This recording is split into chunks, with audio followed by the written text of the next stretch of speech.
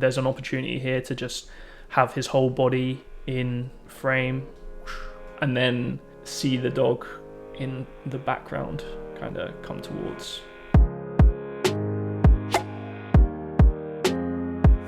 We've got a sequence here from Rhys Godsell. It's his uni film, and we're just gonna take a look and see if there's anything we can give some notes on.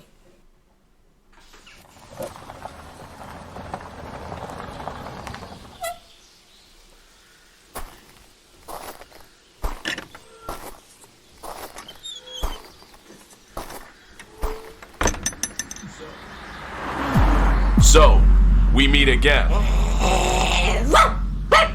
Hi, let's do this.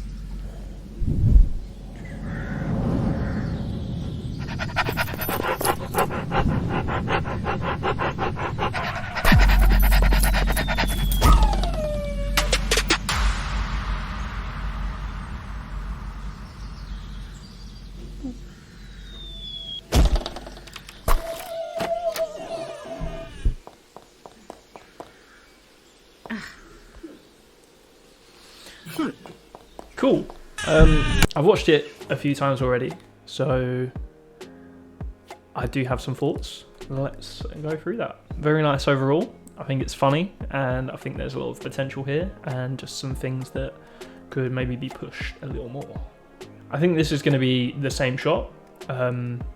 Just in case it's not, I don't think you need a cut in here. I think you can just keep it wide like you had before. Or in this framing, doesn't matter massively. On this shot, I feel like thinking about what the intention of the shot is, we want to show that beware of the dog sign. So I'd just make it a shot all about the beware. So it's, you know, basically just a shot of the fence. I think his walk in is unimportant. We kind of get that from him walking to the fence and then opening the gate. We can have him passing by. What we're doing here with the camera is focusing on him as he walks. And I think really we just want to keep it a still camera and then open up, beware of the dog. So it probably doesn't have to be as long, this shot. Boom, open, beware of the dog, cut, open, get enough time to read that, foreshadow what's about to happen, close, and then on that close we can cut on the energy, on the movement. Because if we cut there as well, it gives us a chance in the next shot to allow him to be still doing something. So he's still kind of just making sure the gate's shut, gonna assess the situation. At the moment, where the gate is like almost shut in the last shot, we have a lot of dead space at the head of the shot here, where it almost feels like he's waiting for a cue. You know, we're kind of conveniently waiting for this next moment that happens. It would be nice to just get into this shot a little sooner, have him do his business of closing the gate, which just gives him something to do, a little bit of acting, which isn't just waiting for my cue. Oh, there's a dog. So, I felt like here it might work better if you do the audio first and then boom, boom, we meet again. We have the pause and then we have the dialogue, and it almost feels like it could be his dialogue because then we cut to him, you know?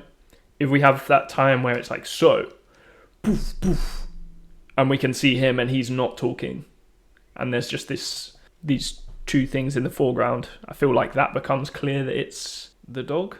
I think it's the dog anyway. I think I've got it wrong.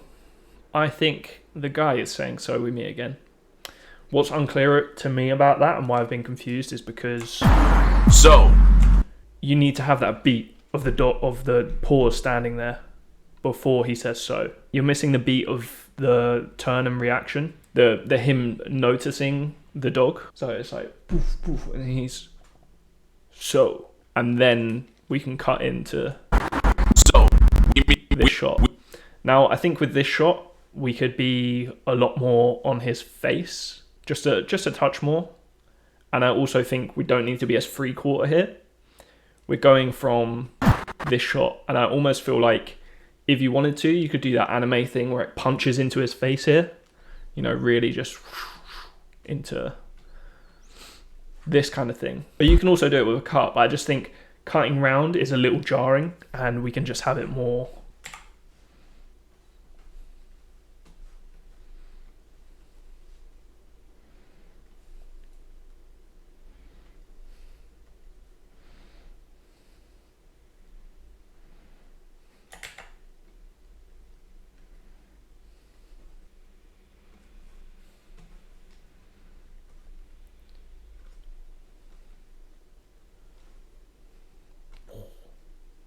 Yeah, something like this would obviously centered, so I've drawn it a little bit off.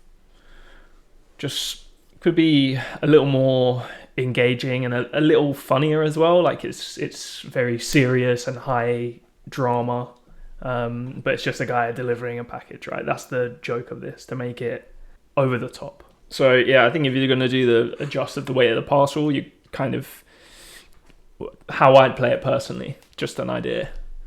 We meet again, and then it could just be a little adjustment here of the parcel rather than like we meet again. So he's just going into an even more intense pose rather than going to like the side. So he's like, we meet again. I think just having it like we meet again is a bit more dramatic and again funnier, because you're just overplaying the whole, this is just a postman delivering a package and there's a dog. What could be funny here is we're kind of cutting from his point of view. So I think, again, cutting to this 3/4 angle isn't necessarily the best way we could play this. I feel like if you cut straight in on the dog, it will be a little clearer. The lens is also making it a little difficult to read. I'm not sure you need to go quite so flat with the lens. I think when we get to like more of this kind of thing, it would actually be good to see the entire dog, so that you see it's a dog. Oh god, I've got to draw a dog now.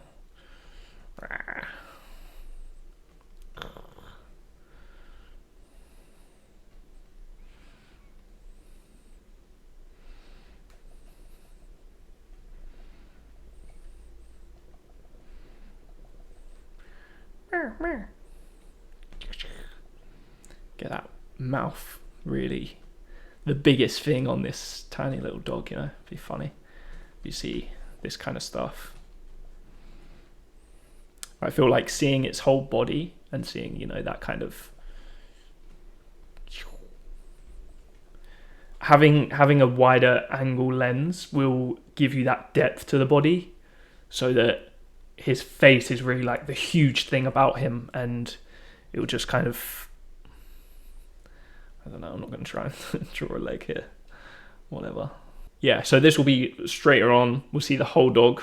Could probably even go wider than here, just so we get a little read on the environment and it's not so jarring. But what I also think would help this shot, comedy-wise, is to cut to it and for us to still think it's an imposing, scary dog, you know, or it's just scary. I guess she said beware of dogs, so we know it's a dog, but we don't know how big this dog is. And it's funny that it's a small Chihuahua dog, but I think making it seem like a big, scary dog at this point. So we got like the...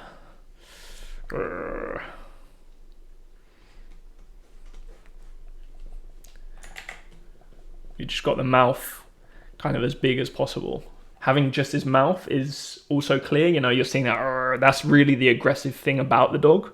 And then maybe cutting out and revealing the eyes will just kind of add to that.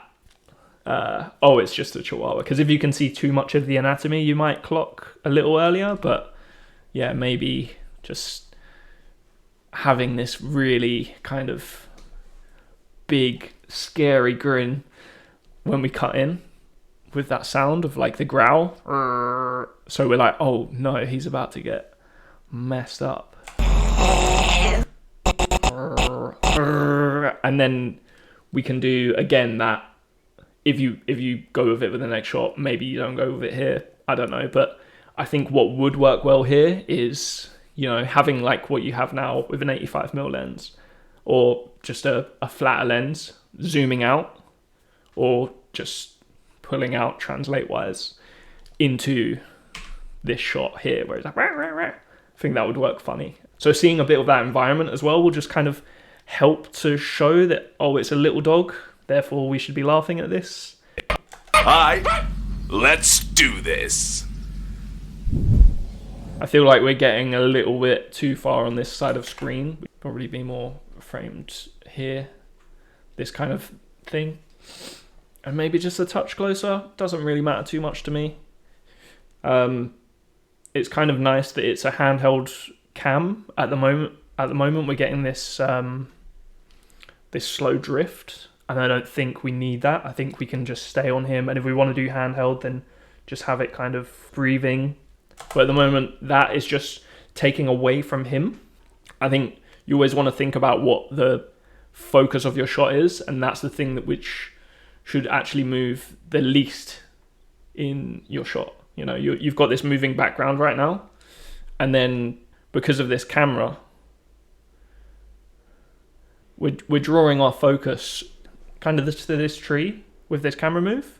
I don't think you need it. You know, we can have a little readjust when he moves, but doing it before he moves isn't necessary. Just keep it as still as possible, maybe with some life, so we can get these camera moves in there because it's quite a tight shot, you know, a mid shot.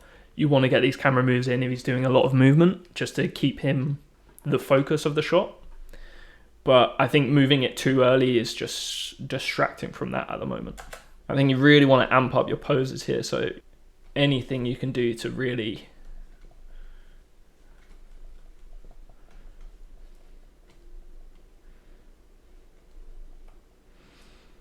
get that compression in there and that line of action through the body will really help. But then I'm not going to comment too much on posing because I know it's still layout essentially. I thought with this box move, it's a little confusing that it goes backwards because the motion is going, you're kind of throwing it and it's going forwards. This rotation would actually be going this way, so it can kind of like rotate forward onto that seesaw.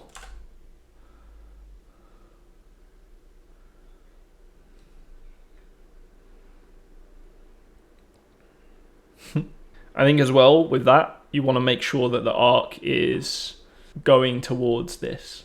You know, it kind of feels like it's going to drop in this shot. It's kind of funny to show that action multiple times, but just it feels like it's going to drop on him in that shot, and it just needs to make sure that it feels like the arc is generally towards that, because it's, I think it would just be helpful to have it hold up the top a little more and then maybe get to somewhere here like this a lot. Again, I won't talk too much about the posing in this. I like the idea. I think the final framing could be improved a little. You know, I feel like there's an opportunity here to just have his whole body in frame. Excuse the swirly drawings, but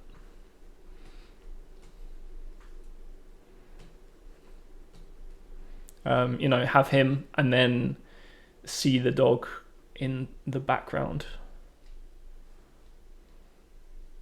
kind of come towards, just getting things on a third and just a little more appealing. Slightly lower angle here, especially because we're quite low here. I feel like we're almost on the ground, and then here we're kind of on the ground as well. We can just finish on the ground. There's no real reason to come up so high. When he runs towards us, we'll get that change in his position as well, where it's kind of coming towards us, you know, that will help. I don't think have the box come down in here. I think it's unimportant and doesn't help with a payoff. I think you want to make sure here with the dog, when he's in this kind of pose, I'd probably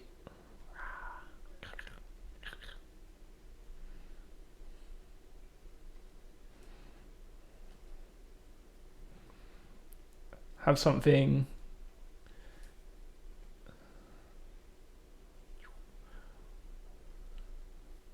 just a little more like a kind of a held pose, which will then be funny when he gets smacked out of that held pose. You kind of want him like and then boom, the package falls down, he gets yeeted into the air.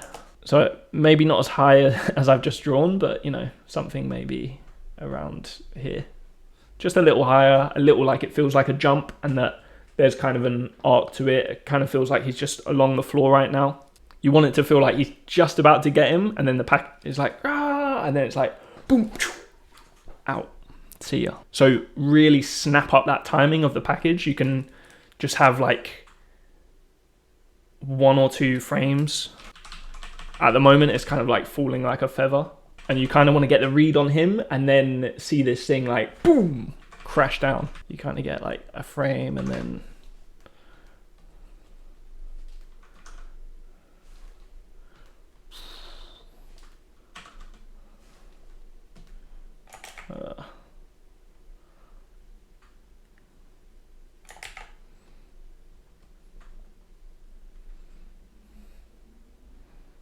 boom.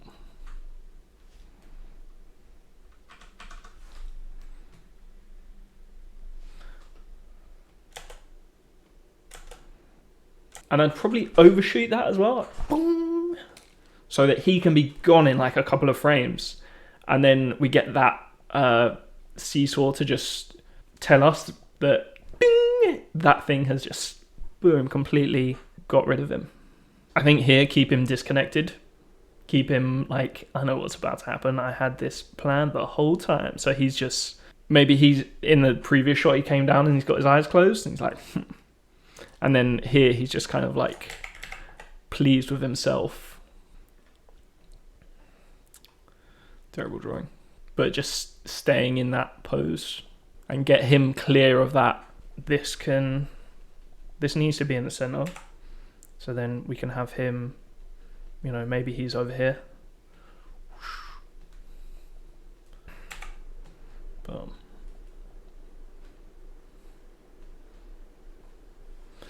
You know, just having that be a completely clear silhouette, nothing around this whole section where all of the stuff is happening. You really want to get that read of, and just keeping him like looking away from the dog and like, I know what's going to happen. It would almost be good if you could like make sure that his butt is kind of like what the dog is going for. I feel like drawing it this way, I was kind of thinking, you know, there's enough of an arc here where he can do his final jump and then land on the guy's arse. Whereas here it feels like he's still miles away from it. It would be good to be like, I'm about to get there, and then boom, he's gone. Which is probably why I've drawn it a little higher, so something to consider. I think what you're doing here, like he's looking up, he knows that it's happened, which is why I think make him look away. He's looking up, so get rid of that, keep him looking away from the dog. So then here, when he gets up, he can do his look up. There's no point in him looking up and then getting up and looking up. He's looking away, he gets up. Just needs to look once and then get on with his day. Go back to getting the package. So I feel like you could probably get rid of this pose here. You could have him getting up, this pose, walking over, and then doing this look if you want. I feel like it's just taking a long time right now. It doesn't need, you know, we want to get those beats in there. He's fine, he gets up, don't know where he went, gets on with his day. But you don't want him looking too long, because then like he'll just see the dog and see the trajectory that the dog is taking and know what's about to happen, you know? And I know it's cartoony and that's the idea, but like having him look up is still ridiculous enough. You don't need to over egg it and keep going with the whole It just needs to be look up, get on with his day. And I feel like here when he's in this pose, you kind of want to do this, right? You want to get back over there, pick it up, and then he's standing, and then just as he can like go to take a step, and then as he does that, that kind of opens up his legs. It kind of gives him a little down, which means that you'll be able to hit him where it hurts. I've got my package.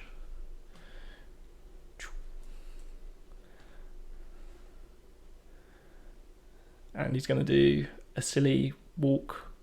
I'm not going to draw proper anatomy, but you know, I feel like doing that and then seeing that donk would help a bit, be a bit clearer than having him in kind of a squat position, which is just unnatural. You might be doing this because he's taller than that, and that's fine. I think you need to cheat it so that you get this kind of straight-legged, I'm going to get on with my day, I won pose, and then boom, you know. Doesn't feel like he gets there. He gets to this kind of like half getting up, half happy, just needs to, and then poof, get taken out of that happy moment. You want to be satisfied by that dog, boom, slamming down, and again, really make that timing super, that spacing super snappy on the dog, hitting down on there. Just keep him super simple, super graphic pose, whatever you can do to show that pain. Again, I won't comment on posing. I think it's going to be really fun to see what happens to the dog here, what kind of pose you have him in and how you do this slide. I think that's very funny. And they have a moment. And I feel like personally, just my opinion, it'd be funnier if he's just on the floor like, ugh, and maybe he's not even holding the package anymore. He's just ugh, like on the floor. Like, you could even do like one of these.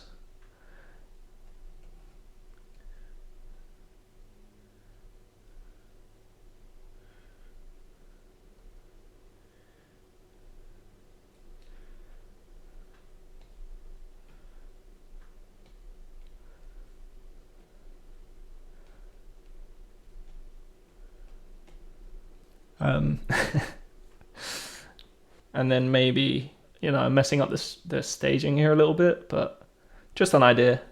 If the package is kind of already there, and then she just comes along and picks it up. And it could even be funny if, I mean, it's kind of a different idea, but if she's just like, oh, great, thank you, and then walks off. Oh, great, bye. It doesn't really pay attention to her dog, which is like, and then him, which is all messed up from this whole thing. Because this just happens every day, right? This is just another parcel delivery for this guy. Hopefully that gives you some things to think about. Those are my ideas and thoughts on that. I think what you have is really cool. But yeah, I hope this helped, Rhys, and good luck with it. Thumbs up is weird. Good luck with it, and good luck with it. I feel like looking at the cameras, and good luck with it. That was better.